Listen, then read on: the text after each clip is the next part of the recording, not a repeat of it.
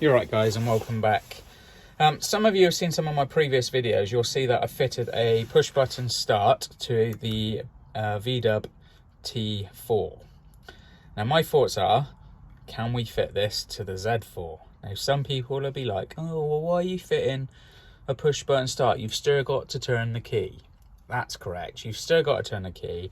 This is a bit of a gimmick, but do you know what, these cars are fun, so why not? Why can't we have a push button start? Now I could quite easily fit this to where the cigarette lighter is within the car. These fit quite nicely within those locations. You just remove the cigarette lighter and that will fit in there. In the Z4 would probably look quite nice actually as well, because you've got the cover of that little storage compartment that you could close, and just press a button, opens up, and then you've got your little gimmick push button start. However, thinking, how can I make this just a little bit more different to a bog standard push button start?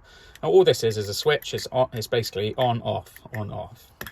So BMW already make a push stop start button for, I believe it's an F20, which I have one here. It's cost me a £5 off of eBay. So for a £5 I thought, well, let's see what it comes with, and if we can just make this do the same as what this does and make it work with the system we've bought. So taking this apart, inside you have all sorts of wizardry and gadgets. You've got this chipboard. Now this probably does all sorts of weird and wonderful things that will work with the car it's from, which I don't need it to do. I just need this to, when I press the button, I need it to go on or off. So what I've worked out is this pad, these 4 pads here are what we require to either go on or off. So what I'm going to do, on the back of this, you've got all like these kind of chips and circuitry and God knows what.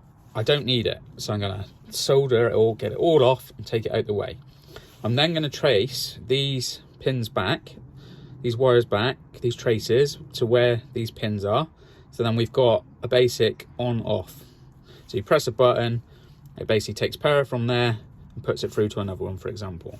That is basically all of this, what this switch is doing. So this is a basic switch setup. You press it, it's basically allowing the power to go through. You come off, it stops it, and that's a 3-pin connection. And why that's got 3 is you've got your power in, your power out, and your earth. Because on this one, when you press it, your lights light up. Now, if we want to get clever, this has actually got lights on it as well, so we could do the same. So all I need to do is trace which ones of these pins on the back will light up these lights, which I've already done, and I know which ones they are. So what I'm going to do now is we're going to desolder all the pins we know we don't want. We're then going to make some connections on the back to make this a basic on-off switch, which will then go back into the back of this and allow this button to just be on-off. One of the other thoughts I had while doing this is, could we not take this and just retrofit it into the back of the casing, which it actually did fit quite nicely. I had to take a little bit of the sides off, but it did fit into the bottom, so it fits quite nicely. But the trouble is then trying to get this switch to work with this mechanism, which I just couldn't work out how to do. There's just no way I could do it. This is too big. The other option was to take out this white center, take off this button, use the original button that came with the switch, which would then push through and sit within this area here, because these buttons are almost the same size. That just defeats the object of that look. It just takes away from it for me. And you can replace these buttons as well. You can get like blue, red, white, so you can customize these buttons as well. The other option was, can I make this switch here work with the switch within the vehicle? That's a little bit of something I need to look into, because I have worked out that these buttons are just an on-off, so they are on and off. So within the car, if this does the same with the button in the car, then maybe on a later date we can make this button work as well. However, for now we're just going to concentrate on the start button. Like I said before, it won't stop, but it will start. So let's get on to stripping this down, and then I will come back to you. You're right then, guys. So this little box of wizardry is giving me some grief. One, I'm not very good at soldering, and two, it's so small. However, I think I've got there where you can push the button in and you'll have an in and an out. Basically all I did was remove all the bits off the back, and you can see a jumper wire going from there. I'm not going to go into details of this because one, this is on my head and nobody else's, and I don't want anyone copying. However, if you want to go this way, I would suggest just studying it, having a look, and going from there. To make it a basic switch is quite simple if you are good at soldering and can understand a little bit of electrics. But yeah, we've made this so it works. I'm just going to put it all together, and then we will show you the test of it working, and fingers crossed we'll show you it working. Let's have a look and go from there.